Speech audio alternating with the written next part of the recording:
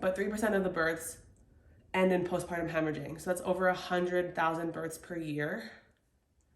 And postpartum hemorrhaging is a leading cause of pregnancy-related death.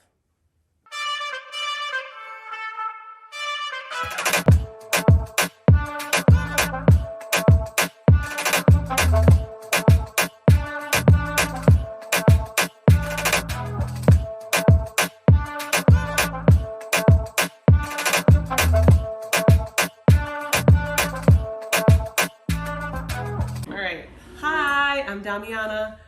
So great to see you. Great to have you back if you're returning. Good to see you for the first time. If you are someone new, just tuning in. So what do the YouTubers say? Like, subscribe, comment, share, all the things. If this serves you, definitely let me know in the comments below. Today, I want to talk to you about all things iron and pregnancy related, specifically for Black women.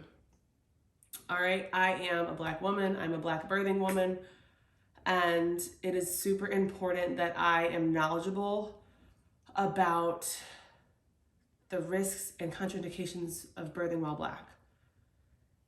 If you are someone who is Black and pregnant, which you probably are if you're watching this video, maybe you're not, but it's really important that you understand why it's important to have a high iron count, why it's important to make sure that you are intaking enough iron, right? Okay, I want to talk to you a little bit about some statistics and then also what you can do about it to increase your iron. So I'm gonna share with you some statistics on just things that you need to understand as being a Black woman birthing and being a Black woman pregnant, and then what you can do to increase your iron levels, because that's also another key, right? Because it's one thing to know if your levels are high or low. It's one thing to know why it's important that you have high levels, and then it's also important to know like what you can do about it to increase your levels. Again, I am not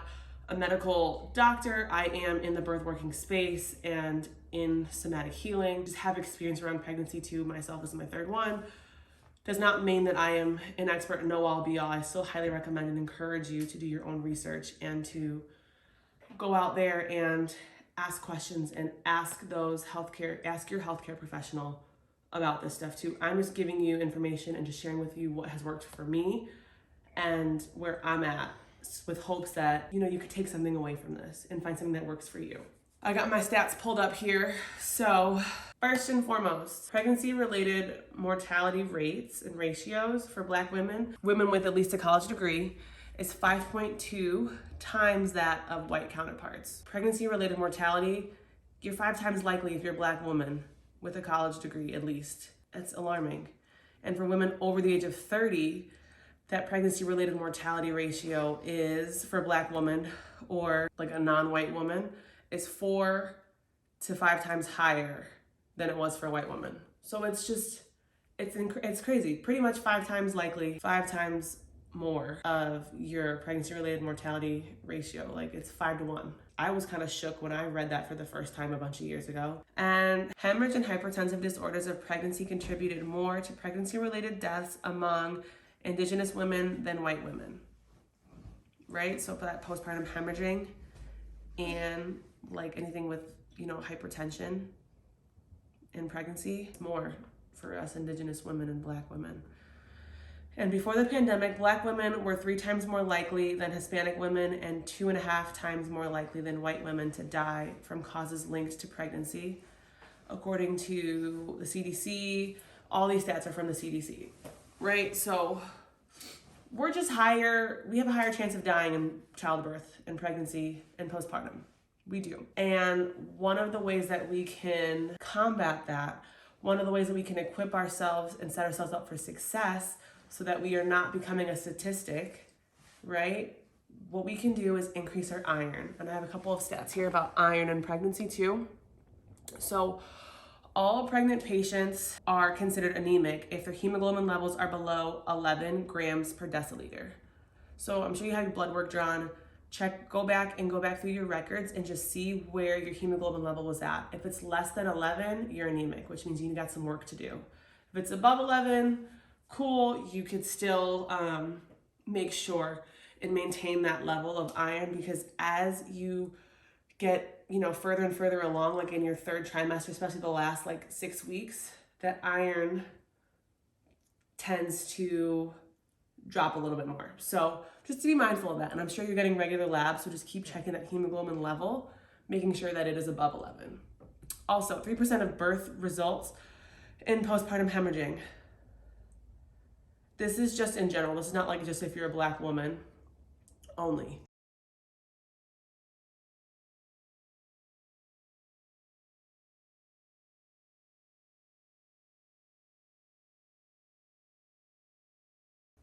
So,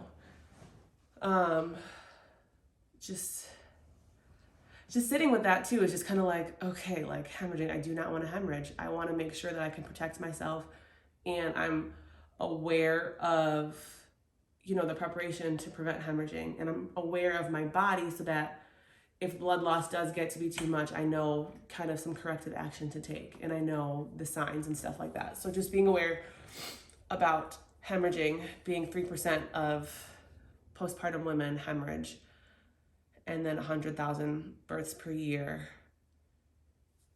Like, that's a lot of births. It's a lot, it is. And then also lower iron levels are more common in Black women. So coming back to that, it just is what it is. We're lower, just more common to have lower levels of iron. And postpartum hemorrhaging is related to hemoglobin levels of labor.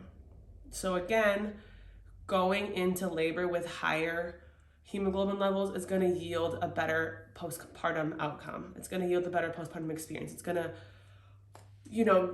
I'm not going to say prevent, because like I said, I'm not a medical professional, but it's going to help lower your risk for hemorrhaging if you have a higher level of hemoglobin, higher iron going into your birth, going into labor. And I don't like the word labor, so I don't know why I said that, because it's not labor. Like, it's your birth, right? You're delivering.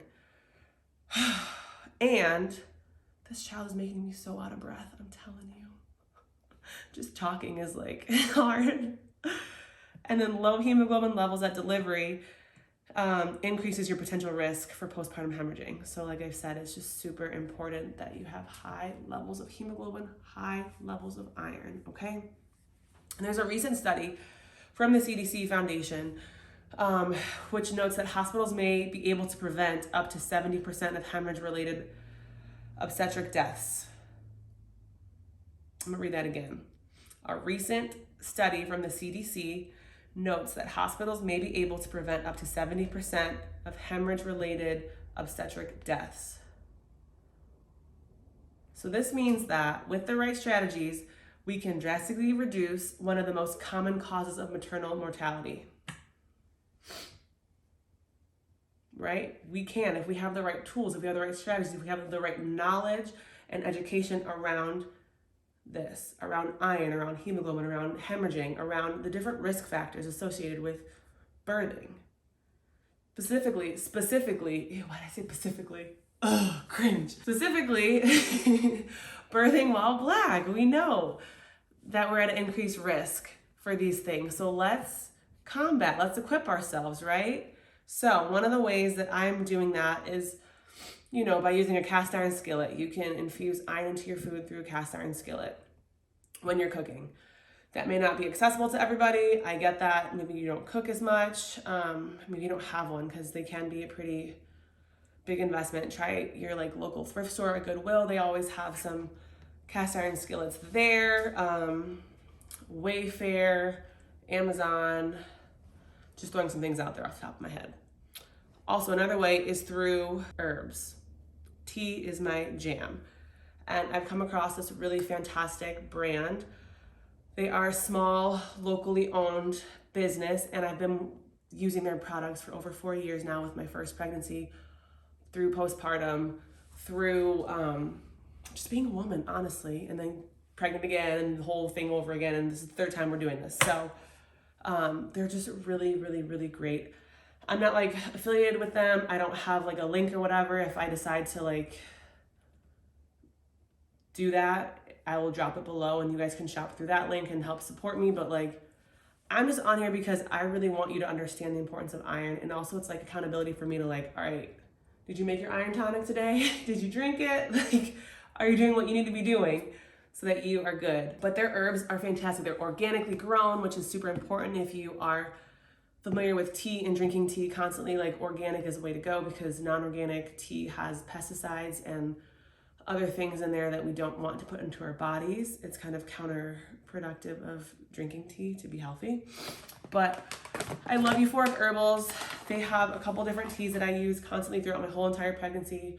There's a video actually on that. I will link that somewhere on the screen or in the description below. But just quickly, this Iron Tonic Tea by Euphoric Herbals, it seriously takes care of me. It has nettle leaf, alfalfa leaf, red raspberry leaf, which is really great for toning your uterus, for ease of labor, and then also yellow dock root, dandelion leaf, and it has some citrus in here too.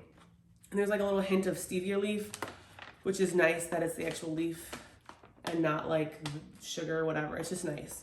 As you can see, my bag is almost gone. I actually need to re-up on my iron tonic because I use this pretty much every day. I really, really do. This in conjunction with their wound wellness tea, it's a powerhouse combo, and I definitely know that I'm taking care of my body and doing what I need to do to have smooth, easy pregnancies and smooth, healthy deliveries, and just really great postpartum experiences. So it's very quick on that.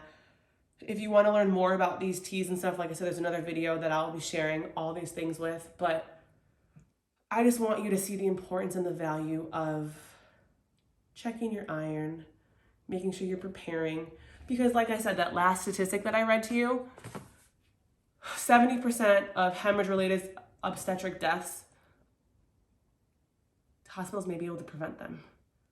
They are preventable, which means the right strategies, the right systems, the right herbs, the right nourishment, the right preparation is key.